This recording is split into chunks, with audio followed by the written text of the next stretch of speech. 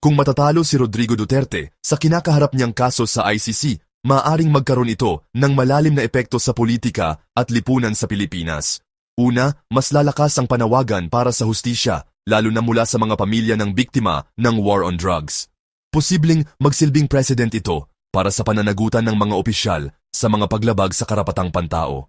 Pangalawa, maaaring maapektuhan ang reputasyon ng mga kaalyado ni Duterte, lalo na sa eleksyon.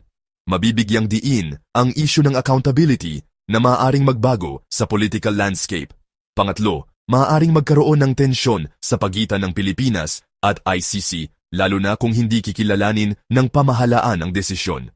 Magiging hamon ito sa rule of law at international cooperation. Sa huli, ang pagkatalo ni Duterte sa ICC ay hindi lamang usaping legal, isa rin itong pagsubok sa kakayahan ng bansa na panagutin ang makapangyarihan. CSTK channel subscribe, follow, like and share.